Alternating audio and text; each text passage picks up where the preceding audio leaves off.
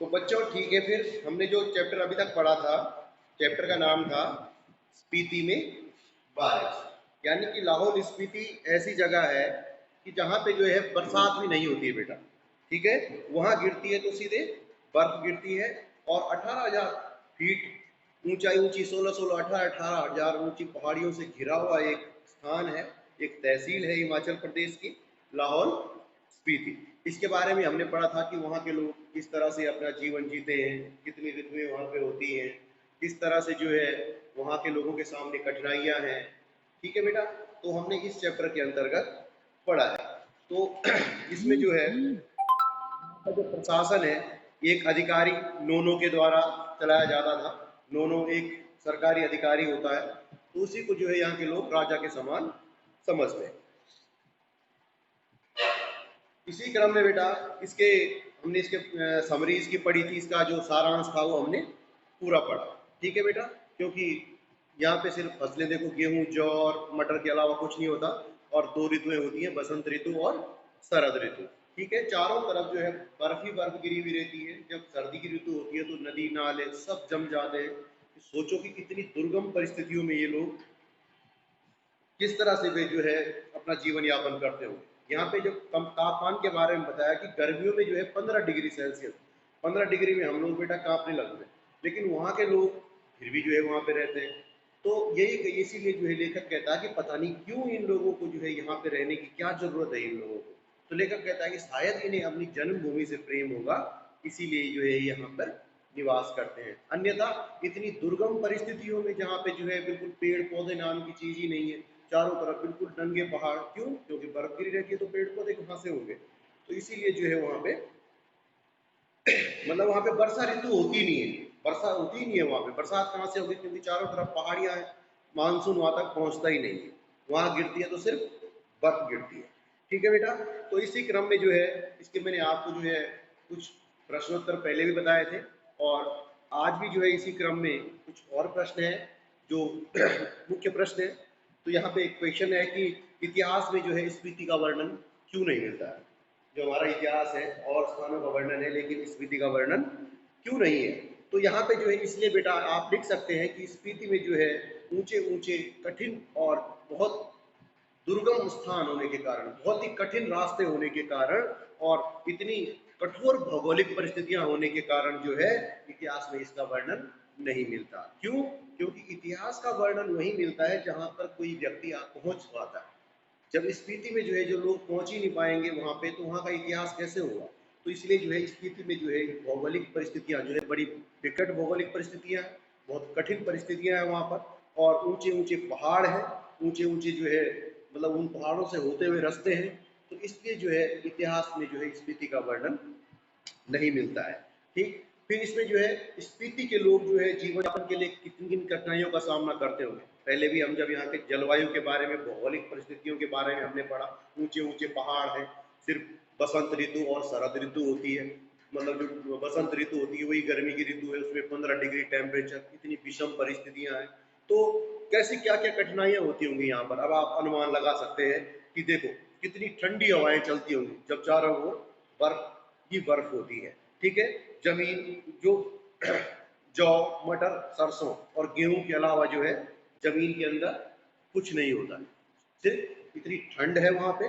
बसंत ऋतु में जो है मटर सरसों और जौ और गेहूं, ये जो है यहाँ की फसलें हैं, बस इनके अलावा यहाँ पे कुछ भी नहीं होता। फिर यहाँ पे वर्षा नहीं होती है, और ठंड बहुत ज्यादा है, इसलिए जो है घर को गर्म रखने के लिए जो है लकड़ियों का अभाव है।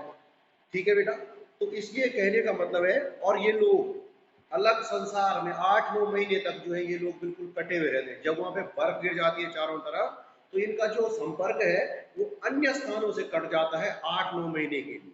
सिर्फ बसंत ऋतु में जब फसलों का समय होता है, थोड़ा गर्मी होती है वहां पे, इसलिए तो सोचो कि कितने कठिनाइयों का सामना ये लोग करते हैं। देखो ठंडी हवाएं, चारों तरफ ठंड है। ठीक है बेटा, फिर वर्षा की कमी है, बरसात भी नहीं होती है, गर्मी, लकड़ियों का भी अभाव है, क्योंकि चारों तरफ नंगे पहाड़ है, पेड़ पौधे ही नहीं है। तो कहाँ से वहां के उनके घरों में जो है लकड़ियां उनके लिए उपलब्ध होंगी। फिर आता है, बात आती है यहाँ पे कि लेखक ने माने श्रेणी का नाम बौद्ध मंत्र माने के नाम पर रखने के पक्ष में क्यों? वो इसलिए है क्योंकि इन पहाड़ियों पर जो है ओम मणि इतना अधिक जाप हुआ है कि इन श्रेणियों को जो है मान्यता ही देना उचित होगा। एक बौद्ध मंत्र का नाम है ओम मणि हूँ, ओम मणि पद्मे हूँ, यानी कि ये जो बौद्ध जैसे हम लोग ओम नमः शिवाय बोलता है, कोई कुछ बोलता है, कोई अलग अलग जाप करने वाली बात होती है, तो ये बौद्ध मणि ओम मणि में पद्मे हूँ के नाम से जो है इन पहाड़ों का नाम जो लेखक ने माने श्रेणियां इनको बोल दिया है। ठीक है बेटा, ये माने चोटियां बूढ़े लामाओं के जाप से उदास हो गई है। एक बार पहले भी आया था यहाँ पे कि जो लोग बूढ़े लामा, जो बूढ़े लोग हैं वो यहाँ पे क्या है मंत्रों का जाप कर रहे हैं, तो इन जापों से जो है ये पहाड़ियां उदास हो गई है। तो इसलिए जो है लेखक, पहले भी बोला था कि लेखक जो है अपने देश के नव युवकों से, युवक युवतियों से जो है आग्रह करता है कि वे यहाँ पे आए, इन उदास घाटियों में जो है किल्लोल करें, अटखेलियां करें, उनकी ठहाके से जो है ये सुन्न पड़ी हुई घाटियां, सुनसान पड़ी हुई घाटियां जो है पुनः जो है आवाज से जो है मंत्रमुग्ध होके मतलब पुनः जो है आवाज से जो है खिलखिला उठे, उनकी किलकारियां जो है इन सूनी पड़ी हुई जो पहाड़ियां हैं इन पहाड़ियों में गूंज उठे। इसलिए जो है लेखक देश के नव युवकों से आग्रह करता है कि यहाँ पे आए। ठीक है बेटा, ताकि जो है यहाँ का जो उदासी भरा वातावरण है उसमें क्या हो, कुछ स्फूर्ति का संचार हो। ठीक है, फिर आता है वर्षा यहाँ एक घटना है। लेखक ने ऐसा क्यों कहा है? मतलब लेखक स्पीति के बारे में ये कहता है क्योंकि स्पीति में तो वर्षा ऋतु होती नहीं है, इसलिए यह सुखद संयोग है कि अगर यहाँ वर्षा हो गई। अब इत्तेफाकन क्या हुआ कि ये लोग, बरसात तो होती नहीं है, तो जैसे लेखक वहां गया तो ये उसी दौरान वहां पे जो है बरसात भी हो गई, तो वहां के लोग प्रसन्न हो गए। लेकिन उन्होंने कहा कि वाह आप तो बहुत अच्छा है, बोलते नहीं है कि इनके कदम पड़े और हमारे खाली आ गए। तो इसलिए जो है लेखक की यात्रा को जो है वहां के लोगों ने क्या करा, बड़ा शुभ माना कि अरे साहब आप तो बहुत सही आए हो कि आपके आते ही यहाँ पे वर्षा हो गई। तो कहने का मतलब है इस स्थिति में जो है वर्षा नहीं होती है, अगर कभी हो भी जाती है तो उसको एक संयोग माना जाता है। वो लोग बड़े प्रसन्न होते हैं कि यार बारिश हो गई, अदरवाइज वहां वर्षा ऋतु नहीं होती, क्योंकि ऊंची ऊंची पहाड़ियां चारों तरफ होने के कारण मानसून वहां तक पहुंच ही नहीं पाता है। ठीक है, फिर है बेटा अन्य पर्वतीय स्थल तो हमारे यहाँ और भी है, कौसानी, नैनीताल, मसूरी, पौड़ी चले जाओ आप, तो बहुत अच्छी अच्छी जगह है हमारे पास, बद्रीनाथ, केदारनाथ। लेकिन ये स्थिति जो है वहां से भिन्न कैसे है, किन मामलों में भिन्न है? ठीक है बेटा, देखो अन्य पर्वत स्थलों में चाहे हम नैनीताल, कुल्लू, मनाली, मसूरी इनकी बात करें तो वहां पे जो है संचार के साधन है, यातायात के साधन है, सब चीज के साधन, मनोरंजन के साधन, सभी सुविधाएं वहां पर है। लेकिन यहाँ पे क्या है, स्पीति में इन साधनों का अभाव है। यहाँ के रास्ते, अब मसूरी जाने के लिए सड़क है, नैनीताल आप आराम से जा सकते हैं कहीं भी जाने के लिए, लेकिन स्पीति में जो है वहाँ बड़ी, वहाँ के रास्ते बड़े कठिन है, वहाँ यातायात के साधनों का अभाव है।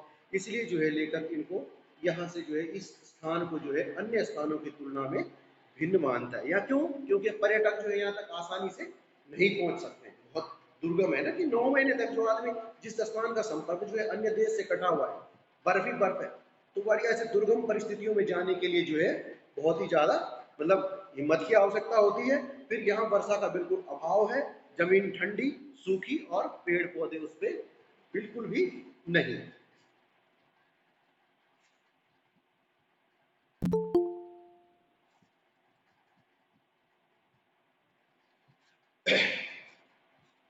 फिर है बेटा ठीक है, बरसात की बात हुई तो इसके बाद यहाँ पे आता था कि केलंग के बादशाह को किस बात का भय।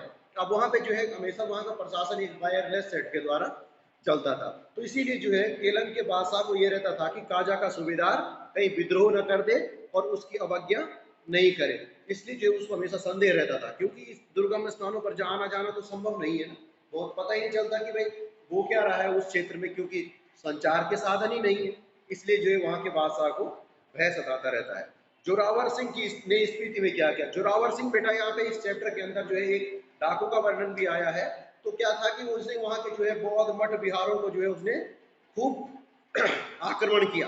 ठीक है बेटा, तो अब स्पीति के लोग जब उन पे कोई संकट आता था तो क्या करते थे कि एक पेड़ के तने को पकड़ के उसके नीचे चुपचाप बैठ जाते थे, यानी कि उनका जो है एक विरोध नहीं करने का तरीका था। जैसे डाकू आ गए, कभी किसी ने हमला कर दिया तो वो लोग इकट्ठे होकर के गोल घेरे में पेड़ के नीचे बैठ करके चुपचाप अपनी गर्दन झुका लेते थे, और जब डाकू चले जाते उसके बाद उठ करके फिर आ जाते थे बाहर। तो इस तरह से जो है आक्रमण का विरोध भी नहीं करते थे। ठीक, उसके बाद स्पीति का तरीका इसमें लिखा है, स्पीति नदी कहाँ कहाँ से निकलती है। पहले भी आया था, स्पीति नदी जो है हिमालय से लगभग 16,000 फीट की ऊंचाई से निकलकर पूरब में तिब्बत से बहती हुई जो है स्पीति में आती है। ठीक है बेटा, और वहां से कौन सी नदी में मिलती है, सतलज नदी में मिल जाती है। ठीक है बेटा। तो इस तरह से फिर यहाँ पे स्पीति की ऋतुओं की बात की जाती है कि स्पीति में कितनी ऋतुएं होती हैं। पहले भी बात आई थी कि भाई ये लोग शेष 8-9 महीने तक इनका संपर्क अन्य स्थानों से कटा रहता है। बात हुई थी कि स्पीति में सिर्फ 2 ऋतुएं होती हैं, एक बसंत ऋतु और दूसरी शीत। यानी कि जून से सितंबर तक, जैसे आजकल है सितंबर चल रहा है, तो यहाँ पे बसंत ऋतु चल रही है। वहां पे जो है इस समय जो है बसंत यानी कि समय उनका फसलें उगाने का दौर है। ठीक है बेटा। और शेष वर्षा ऋतु, विशेष वर्ष भर जो है क्या है, शीत ऋतु रहती है। ठीक है बेटा। अब इस समय जो है यहाँ का वहाँ का जो टेम्परेचर है वो होगा 15 डिग्री सेंटीग्रेड। तो सर्दियों में जो है जनवरी में औसत तापमान जो है 8 डिग्री भी रिकॉर्ड किया जाता है। कहीं कहीं पे तो माइनस भी हो जाता होगा, क्योंकि वहाँ पे नदी नाले जितनी भी जो पानी के स्रोत हैं वो सब क्या हो जाते हैं, जम जाते हैं। ठीक है बेटा। तो इसलिए फिर यहाँ पे पेड़ न होने के कारण है, पेड़ न होने के कारण क्योंकि ये स्थान जो है सबसे पहले तो बहुत ऊंचाई पर स्थित है। फिर उसके बाद यहाँ पे नमी नहीं है क्योंकि बरसात नहीं होती है, हवा में जो है नमी होती है ना, बरसात होती है वो नहीं है। फिर ऊपर से हमेशा बर्फ गिरी रहती है, इसलिए जो है इस स्पीति की जमीन जो है वीरान है। ठीक है बेटा। फिर है स्पीति में सिंचाई के साधन। पहले भी बात हुई, जो स्पीति में सिंचाई के साधन है, जो पहाड़ों से जो छोटे छोटे जलधाराएं निकलती है, नदी नाले निकलते हैं, ये उनसे ही जो है सिंचाई जो है यहाँ खेतों में की जाती है, छोटी छोटी सी नहरें बना करके। ठीक है बेटा। तो ये इसके क्वेश्चन आंसर हो गए। आज के लिए इतना ही था, आप लोग बने रहेंगे।